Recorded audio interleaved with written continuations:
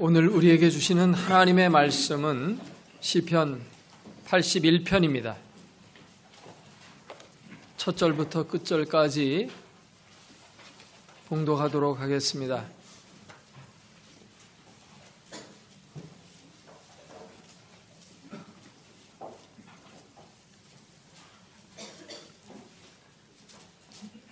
여러분과 제가 한 절씩 교독합니다.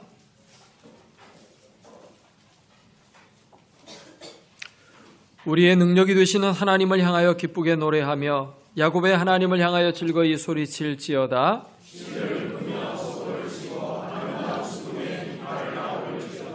조하루와 보름과 우리의 명절에 나팔을 불지어다. 이는 이스라엘의 율례여 야곱의 하나님의 규례로다. 하나님의 애굽 땅을 치러 나가시던 때 요셉의 족속 중에 이를 증거로 세우셨도다. 거기서 내가 알지 못하던 말씀을 들었나니 이르시되 내가 그의 어깨에서 짐을 벗기고 그의 손에서 광주를 놓게 하였도다. 네가 고난 중에 부르짖음에 내가 너를 건졌고 우레 소리의 은밀한 곳에서 네게 응답하며 무리바 물가에서 너를 시험하였도다. 내 백성이여 들으라. 내가 네게 증언하리라. 이스라엘이여 내게 듣기를 원하노라. 너희 중에 다른 신을 두지 말며 이방신에게 절하지 말지어다. 나는 너를 애굽 땅에서 인도하여 낸 여호와 내 하나님이니 내 입을 크게 열라. 내가 채우리라 하였으나 내 백성이 내 소리를 듣지 아니하며 이스라엘이 나를 원하지 아니하였도다. 그러므로 내가 그의 마음을 완악한 대로 버려두어 그의 임의대로 행하게 하였도다. 내 백성아 내 말을 들으라. 이스라엘아 내 도를 따르라. 그리하면 내가 속히 그들의 원수를 누르고 내 손을 돌려 그들의 대적들을 치리니 여호와를 미워하는 자는 그에게 복종하는 채 할지라도 그들의 시대는 영원히 계속되리라. 또 내가 기름진 밀을 그들에게 먹이며 반석에서 나오는 꿀로 너를 만족하게 하리라 하셨도다.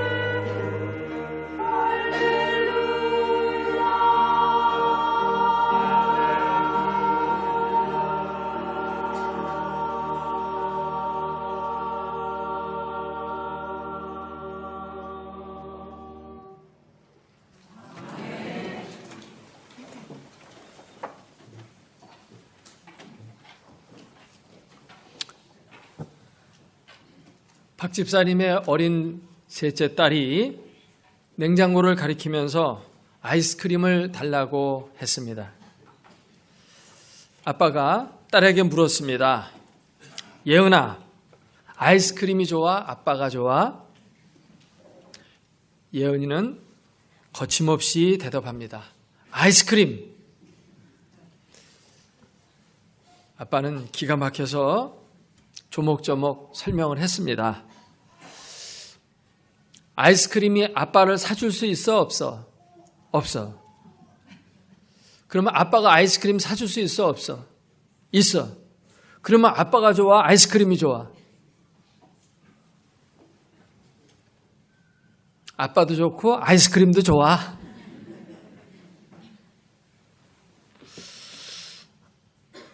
어쩌면 우리 성도들의 신앙의 모습도 이와 같을 것 같습니다.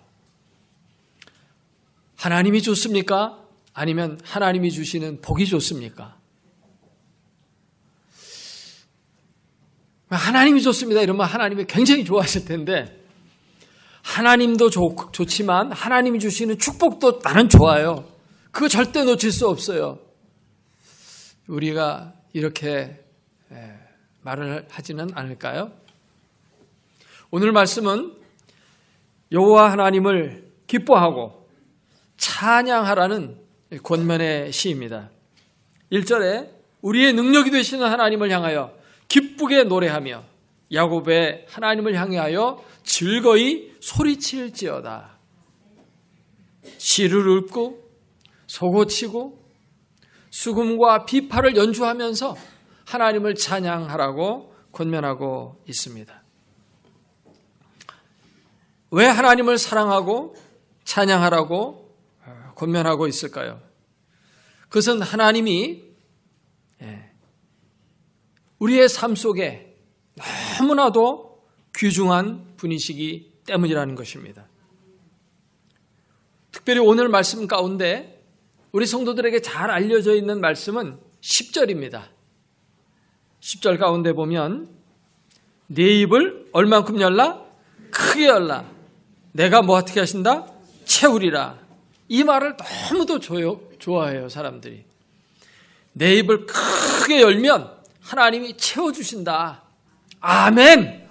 네, 너무 좋잖아요. 이 말씀을 그래서 많은 사람들이 외우고 이걸 기도할 때도 또 하나님 앞에 주장하는 말씀으로 사용하기도 합니다. 기도하면 또 큰 것을 구하면 그 주신다. 그런 말씀으로 많이 이해를 하고 있습니다. 그런데 이 말씀이 그 말씀의 의미가 기도하면 응답하신다. 그런 뜻이 본래 문맥상의 1차적인 뜻일까요? 성경을 이렇게 읽어보면 이게 1차적인 뜻이 아니에요. 1차적인 뜻은 다른 거예요. 기도하면 응답해 주시니까 기도해라, 부르짖어라, 내가 그러면 다 준다 라고 하는 그런 뜻은 2차적인 뜻이에요. 그 뜻이 없는 건 아닙니다. 그 뜻이 있긴 있지만 좀 다른 의미가 담겨 있습니다.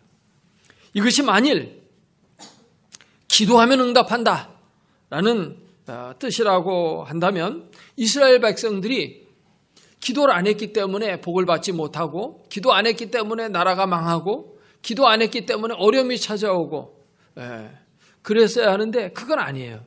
이스라엘의 역사를 보면 이스라엘 백성들이 기도를 중단한 적이 한 번도 없어요. 이스라엘 백성들이 제사를 멈춘 적이 한 번도 없습니다. 사울 왕 시대부터 시작해가지고 나라가 멸망될 때까지 한 번도 그들은 제사와 기도를 드리지 않은 적이 없습니다. 오히려 더 많이 드려서 문제가 되기도 했어요. 이사야 1장 11절 이하의 말씀을 보면 여호와께서 말씀하십니다. 너희의 무수한 재물이 내게 무엇이 유익하뇨? 나는 수량의 번제와 살진 짐승의 기름에 배불렀고 나는 수송아지나 어린 양이나 수렴소의 피를 기뻐하지 아니하노라. 너희가 내 앞에 보이러 오니 이것을 누가 너희에게 요구하였느냐? 내 마당만 밟을 뿐이니라. 내가 내 눈을 너희에게서 가리고 너희가 많이 기도할지라도 내가 듣지 아니하리니. 하나님 앞에 심판을 받고 고통 가운데 있을 때 내가 하나님 앞에 기도했는데 왜 이렇습니까? 이렇게 하나님이 너희가 많이 기도했을지라도 내가 듣지 않기 때문이다 이렇게 말씀하셔요. 그렇기 때문에 이스라엘 백성들은 분명히 많이 기도했고 많이 제사했습니다. 그런데 오늘 말씀해 보면 내 입을 크게 열라 이렇게 말씀하시거든요. 이것은 단순히 기도하지 않은 자에게 기도하라는 그런 말씀을 넘어서는 말씀이라고 할 수가 있습니다. 그러면 크게 기도하라라고 하는 이 말씀은 무슨 뜻일까요? 비전과 큰 꿈을 가지고 큰 것을 구하라 그런 뜻일까요? 우리가 이 말씀의 뜻을 잘 알게 되면 하나님이 풍성히 채워주시는 복을 누리게 될 줄로 믿습니다. 하나님이 우리에게 구하라고 하는 그 내 입을 크게 열라는 말씀이 도대체 무슨 뜻일까요? 이 말씀을 이해하기 위해서 우리는 문맥을 살펴보아야 됩니다. 어떤 문맥 속에서 이 말씀을 하셨는가를 살펴보아야 돼요. 먼저는 하나님 자신이 어떤 분이신지를 먼저 말씀하고 있습니다. 10절 전반부에 보면 나는 너를 애굽 땅에서 인도하여 낸 여호와 네 하나님이니까 네 입을 크게 열라는 것입니다. 이게 먼저 전제가 되어 있어요. 하나님이 어떤 분이십니까? 앞에 보면 하나님은 우리의 찬양을 받기에 합당하신 분이신데 이 하나님은 5절에 보니까 애굽 땅을 치러 나아가시는 하나님이셨습니다. 애굽 땅을 공격하러 나가는 전사의 모습으로 하나님을 그리고 있습니다. 이 하나님이 모세를 통해서 이 이집트를 심판하셨죠. 그들에게 하늘의 문을 열고 10가지 재앙을 내리면서 이 이집트 땅의 죄악을 크게 심판하셨습니다. 그리고 이집트의 수많은 병사들을 홍해에 다 수장시키며 전멸시키신 위대한 장수로서의 하나님의 모습을 여기 말씀하고 있습니다. 이런 하나님이기 때문에 너희는 입을 크게 열라고 말씀하고 있습니다. 여기 5절 하반부에 보니까 요셉 족속 중에 이를 증거로 세우셨도다. 거기서 내가 알지 못하던 말씀을 들었나니. 이 알지도 못하던 말씀은 무슨 말씀일까요? 그것은 6절 이하에 나오는 내용의 말씀입니다. 이르시되라는 그 말씀이에요.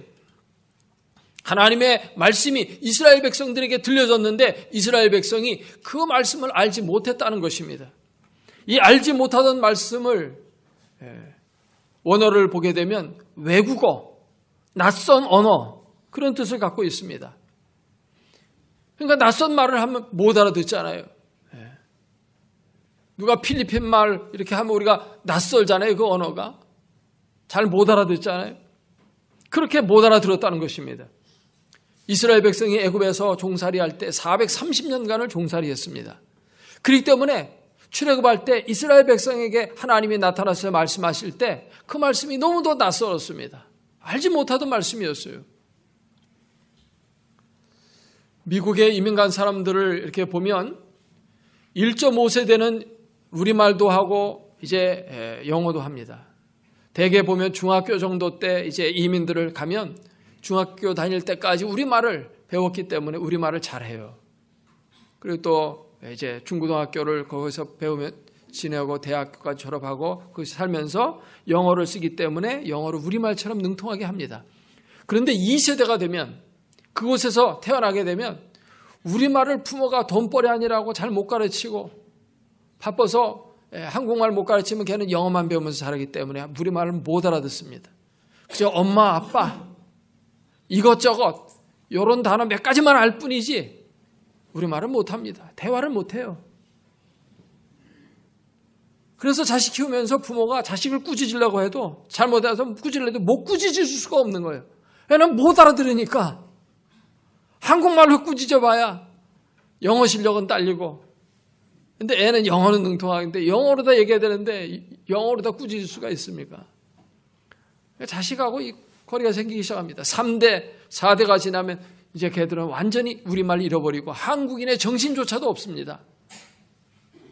그게 10대를 넘어가고 12대, 13대 막 넘어가면요, 그들의 머릿속에는 한국의 한국말도 모르고 한국이라는 개념조차가 없어요.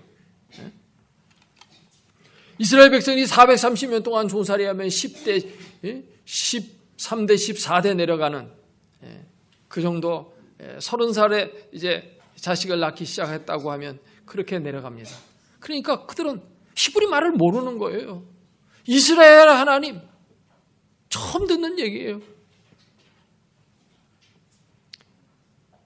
이때 하나님의 언약의 말씀만 이스라엘 사회에 있었지 아무것도 없는 거예요, 사실은.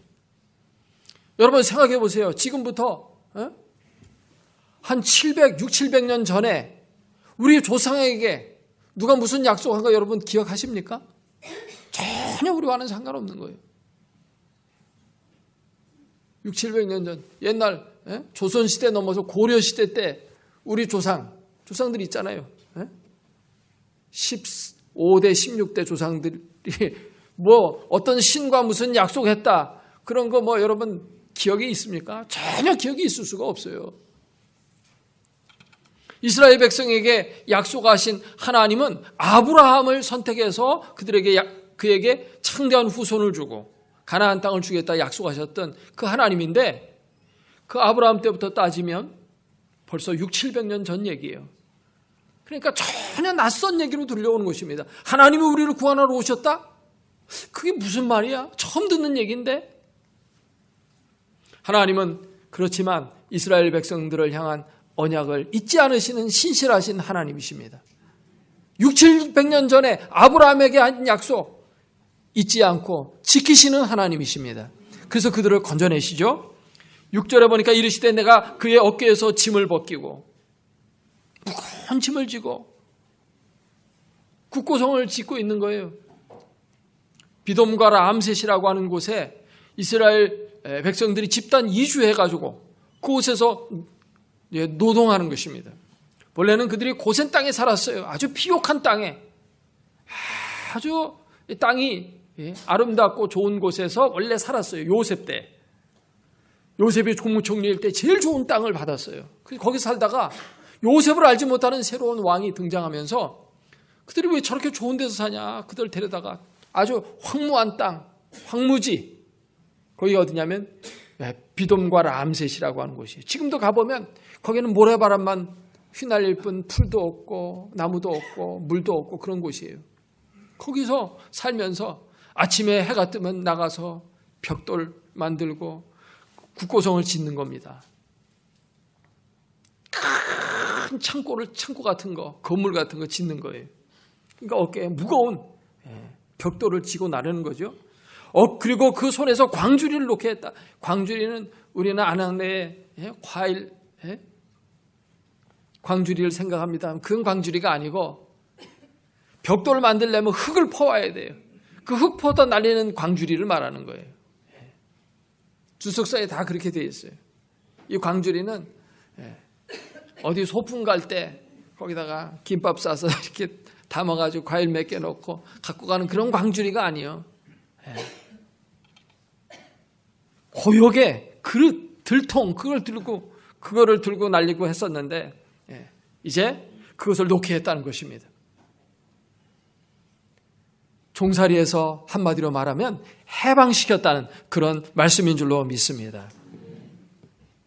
아침에 일어나면 노동하고 해가 저물 때까지 노동하다가 이제 저녁에 집에 돌아오면 또 자고 그 다음에 일어나면 또 일하고, 이게 노예의 삶입니다. 노예에게는 취미생활하라고 시간 주지 않습니다. 여가 활동하라고 뭐 어디 가서 놀다 오라 그런 거 없어요. 그냥 일하는 것입니다. 공휴일 날도 없어요. 가족과 함께 공휴일이 됐으니까 어디 소풍 갔다 와라 그런 거 없어요. 노예는 계속 일만 하는 건데 그 노역의 삶에서 하나님이 자유를 주시고 해방을 가져다 주셨다는 것입니다. 사실 이게 겪어본 사람은 정말 이거 얼마나 좋다는 걸 알 거예요. 여기 보니까 하나님께서 7절에 보니까 네가 고난 중에 부르짖음에 내가 너를 건졌다라고 말씀합니다. 여기서 부르짖었다는 말씀을 많은 사람들은 부르짖으면 다 기도한 걸로 생각하지만 이건 기도가 아닙니다. 그들은 하나님을 알지도 못하고 하나님께 기도하는 것조차도 몰라요. 같은 말씀이 출애굽기에도 나오는데요.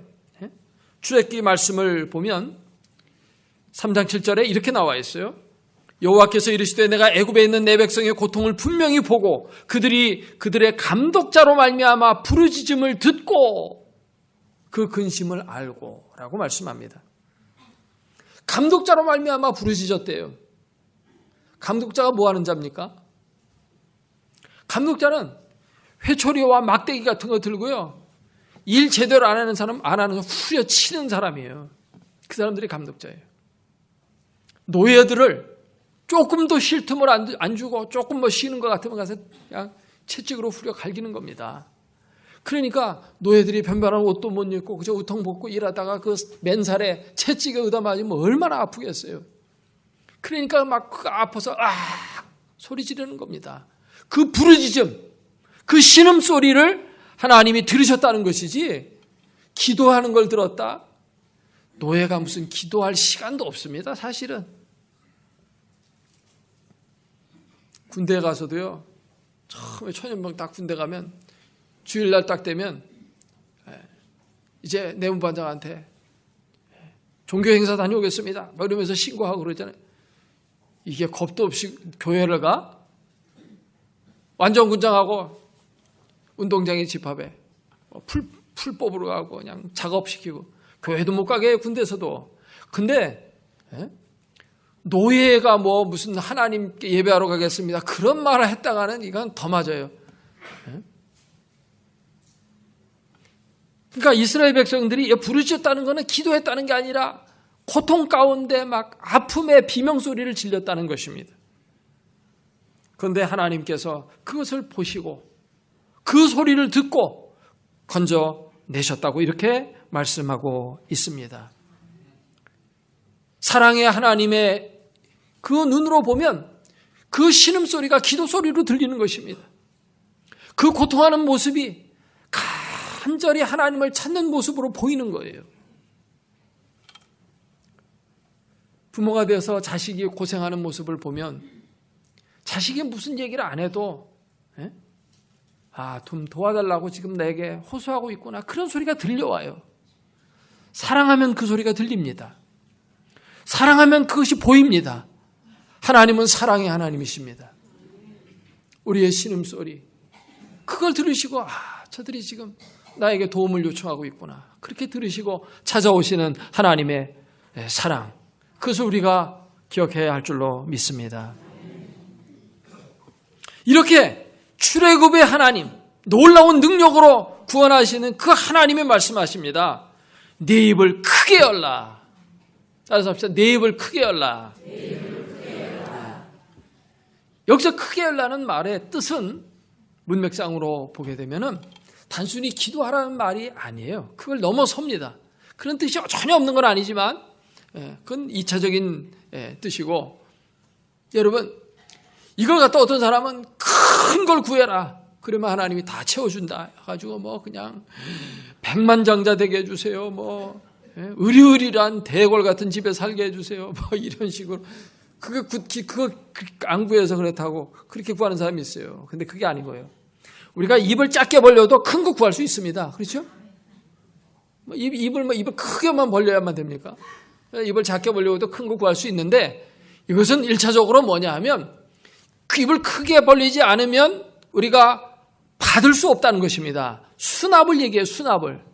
뭔가 쬐끔한 거는 입을 작게 벌려도 들어옵니다. 근데 큰 걸 주는데 입을 조그맣게 이렇게 벌려가지고 들어와요? 안 들어옵니다. 그러니까 큰 것을 받으려면 입을 크게 벌려라. 다시 말하면 1차적인 뜻은 뭐냐 하면 수납이에요. 받는 걸 말하는 거예요. 받아들여라는 것이에요. 큰 걸 받아들여라. 왜 너희는 조그만 것 가지고 그렇게 울고 불고 하느냐. 그 말씀입니다. 자그만 것들이 뭐예요? 자그만 것들은 뭐냐면 그저 먹고 사는 문제, 욕심 부리는 거, 또 이생의 자랑, 정욕, 이런 것들은 사소한 건데 막 거기에 목숨을 걸고 그거 추구한다는 거예요. 그런 거 구하지 마라. 저 땅에 있는 거 거기에 연연하지 마라. 큰 거 구하라. 큰 게 뭡니까? 오늘 다음 구절이 나와요. 10절에 네 입을 크게 열라 내가 채우리라 하였으나 뭘 안 했다는 거예요? 11절에 내 백성이 내 소리를 듣지 아니하며 이스라엘이 뭘 원하지 않았어요? 나를 원하지 않았다. 큰 게 뭔지 나오잖아요. 하나님이 크다는 것입니다. 큰 것, 하나님보다 더 크신 분이 있어요? 온 우주보다 더 크신 분은 하나님이셔요. 그 하나님을 받아들일 줄 알아야 된다. 그 하나님의 말씀을 받아들일 줄 알아야 된다는 것입니다. 이게 큰 거예요. 사람들은 육신을 입고 살아가는지라 자꾸만 육신적인 거, 자꾸만 거 생각해요. 육보다는 영이 큽니다. 영적인 걸 바라봐야 되는데 육적인 거에 매달려 있어요. 먹고 사는 의식주 문제에 너무 매달려 있어요. 하나님의 나라와 의를 구해야 되는데 그게 어마어마하게 큰 거거든요. 그저 시간적인 거, 그게 아니라 영원한 거를 바라봐야 돼요. 영원한 거. 그걸 받아들여야 됩니다. 할렐루야.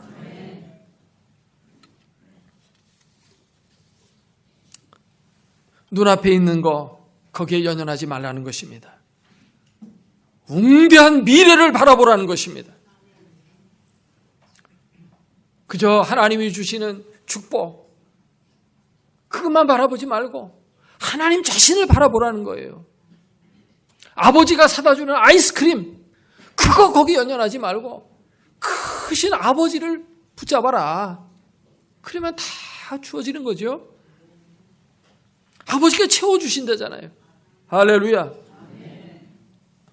우리가 작은 것을 구하지 말아야 되는 것은 우리가 작은 걸 구하게 되면 우리가 작아져요. 쪼잔한 거 구하는 사람 어떤 사람입니까? 쪼잔한 사람이잖아요.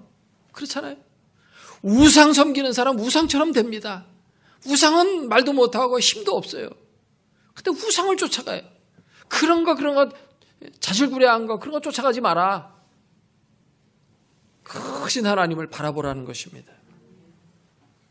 먹고 마시는 것에 목숨 거는 사람은 그저 먹고 마시는 그 작은 일에 늘 그거 보고 그거 가지고 웃고 울고 그렇게 살다가 갑니다. 땅을 바라보지 말고 하늘을 바라보아야 할 줄로 믿습니다. 하늘은 땅보다 얼마나 큽니까? 10,000,000배 더 크잖아요. 우리 하나님을 바라보시기를 주의 이름으로 축원합니다. 그러면 하나님이 우리 가운데 오셔서 모든 만복을 채워주시는 것입니다. 하나님이 주시는 만복은 무엇일까요? 오늘 말씀해 보니까 이집트에서의 구원뿐만 아니라 마지막 구절에 보니까 이렇게 말씀하고 있죠. 마지막 구절을 한번 같이 읽어보겠습니다. 또 내가 기름진 밀을 그들에게 먹이며 반석에서 나오는 꿀로 너를 만족하게 하리라. 이스라엘 백성들은 빵을 먹고 사니까 밀이에요. 기름진 밀이에요. 그럼 우리의 입장에서 뭡니까? 기름진 쌀이에요. 기름진 쌀을 주겠다. 기름기가 절절절 흐르는 아끼발이 최고급 쌀 주겠다 이겁니다. 할렐루야. 그리고 반석에서 나오는 꿀. 이 꿀도 보통 꿀이 아니에요. 이걸 가리켜서 석청이라고 그러죠. 제가 석청을 한번 찾아봤어요. 석청이 다른 꿀하고 뭐가 다른가 했더니 여러 가지 성분을 이렇게 쭉 나열하면서 이러이러한 영양소가 있고 저런 영양소가 있고 막 이래서 석청은 다른 꿀하고 그 효능이 비교가 안 되고 엄청 좋은 꿀이래요. 최고로 좋은 꿀은 저 히말라야 산에서 채취하는 꿀이라고 그러더라고요. 근데 이 바위 틈에서 이 꿀을 만들어낸 이 벌은 아주 독성이 강해서 벌에 한번 물리면 잘못하면 죽는데요. 그래서 일반인들은 채취 못하도록 네팔에서는 법으로 금지시켜 놓고 거기에 그 석청을 채취할 수 있는 사람은 자격증을 따야 돼요. 허가를 받아야 돼요. 그리고 혼자 가면 안 됩니다. 거기에 물려가지고 변을 당할 수 있기 때문에 반드시 조를 짜서 가야 되고 그 벌을 채취하는 요령을 다 배워가지고 허가를 받아야 돼요. 그래서 아주 값도 비쌉니다. 반석에서 나온 꿀로 최상급 꿀로 주겠다는 겁니다. 할렐루야. 하나님, 크신 하나님을 구했더니 그 크신 하나님이 많은 복을 주시는 거예요. 좋은 곳으로 주시는 거예요. 작은 것에 목숨 걸지 말고 큰 것을 구하시기를 바랍니다. 입을 크게 여시기를 바랍니다.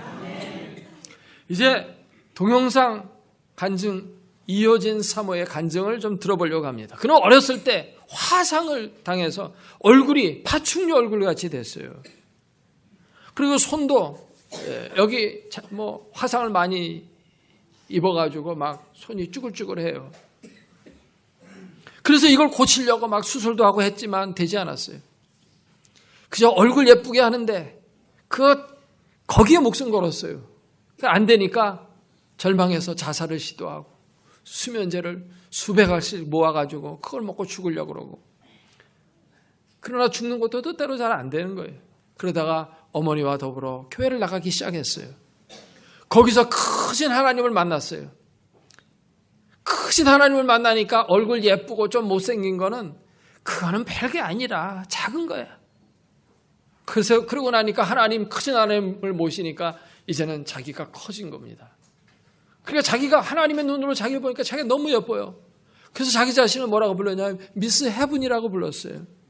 미스 코리아만 해도 이건데 미스 헤븐, 하늘, 미스 하늘이면 하늘에서 제일 예쁘다는 뜻이에요. 하늘나라에서는 왜냐하면 외모를 보지 않고 모든 영적인 거, 인격을 보기 때문에 그런 줄 믿습니다만 하여튼 미스 헤븐이라고 붙이고 긍지를 가지고 이렇게 삽니다. 그러면서 직장 다니다가 하나님이 사업의 길을 열어서 사업하는데 사업이 대박 나면서 수십억씩 돈을 벌고 필리핀에 수백 명의 어린이들에게 이 간증이 나올 때는 80명 한다고 그랬어요. 근데 자기 소원은 10,000명 후원하는, 여러분 80명 후원하는 사람 있어요?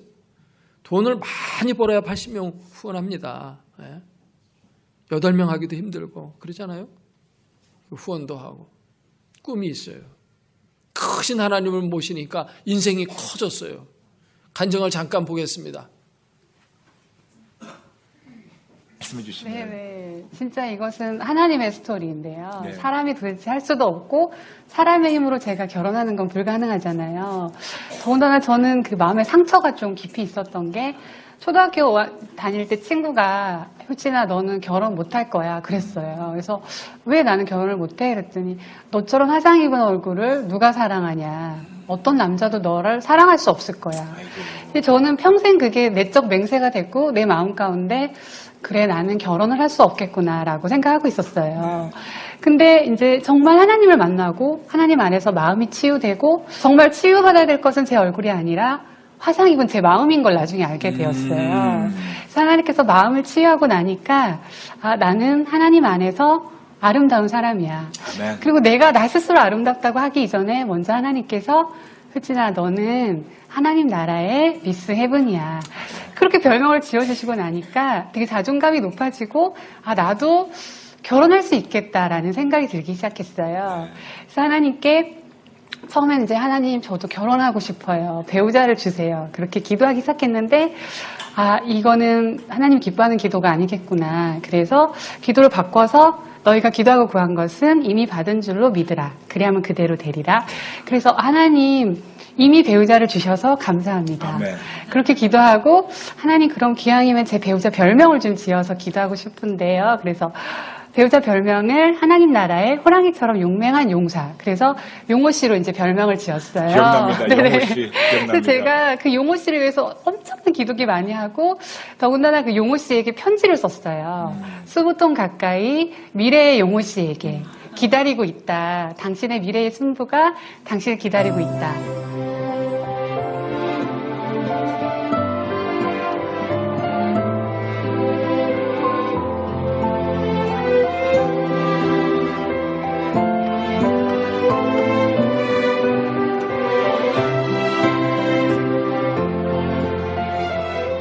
지금 우리 사모님한테 기쁨은 어떤 기쁨이 있습니까? 제 안에는 늘 하나님으로 충만한 기쁨이 가장 우선이고요. 제 안에서 사실 예수 그리스도의 기쁨이 충만하지 않으면 사실 가정도 행복하지 않을 텐데 그렇죠. 저에게 있어서 가장 큰 기쁨은 내 안에 계신 예수님. 아멘. 네. 아멘. 그분이 제 기쁨의 근원인 것 같아요. 그렇기 때문에 다른 모든 상황이 더 기쁘고 감사해요. 근데 네. 사모님 보면 사모님 안에 계신 예수님에 대한 기쁨이 그냥 보여요. 여러분 보이죠? 예, 그냥 보여요. 얘기를 안 해도 그냥 보여요. 참으로 사모님은 진짜 삶으로 예수님을 증거하시는 참 귀한 사역을 하시고 또 지금 그냥 대단한 사업가이기도 하시는데 네. 어떤 사업을 하시나 지금? 네, 저는 지금 예인건축연구소에 네네. 이제 대표로 있는데요. 네. 대기업 건설사, 우리나라 이제 3대 중요한 기업들의 아파트 설계를 하고 있어요. 네. 근데 그것도 정말 제가 한 게 아니라 하나님께서 하시는 건데 그렇죠. 정말 저는 너무 재밌는 게 회사 이름이 예수님의 인도하심에서 예인건축연구소인데요. 네. 처음에 초창기부터 이 회사의 회장님은 하나님이시고 회장의 이제 대표이사는 예수님, 이제 성령님은 영업이사님으로 제가 그렇게 했어요. 멋있네요. 그래서 제가 그렇게 기도했지. 하나님, 제가 화상 입은 얼굴로 어떻게 영업하겠어요. 성령님 영업해주세요. 너무 당당하게 영업해달라고 하고 지금껏 단 한 번도 제가 포트폴리오를 들고 가서 일을 달라고 해본 적이 한 번도 없는데 계속 연락이 와요. 그리고 지금은 다 일을 소화하지 못해서 거절하고 있죠. 아이고. 네, 그래서 그게 정말 은혜인 것 같아요. 네. 시청자 여러분, 이것이 비밀이에요. 마태복음 6장 33절. 먼저 그의 나라와 그 의를 구하라. 그럼 하나님께서 이를 거절할 정도로 하나님께서 계속해서 풍성하게 더해주시는 하나님을 여러분 꼭 만나실 겁니다. 아멘. 그렇죠.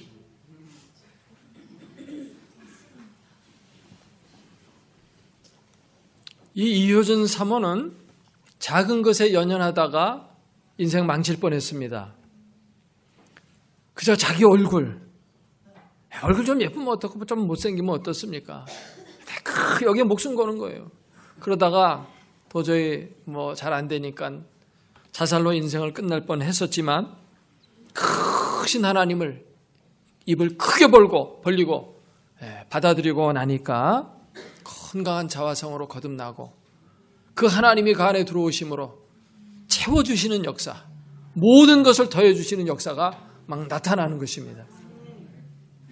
사랑하는 여러분, 인생의 작은 문제에 얽매여서 울고불고 하지 마시고 크신 하나님을 인생의 주인으로 모셔드리시기를 바랍니다. 그래서 하나님으로 인해서 아름다우시고 하나님으로 인해서 승리하는 여러분 되시기를 주님의 이름으로 축복합니다. 기도하겠습니다. 오늘 말씀 생각하며 통성으로 같이 기도합니다.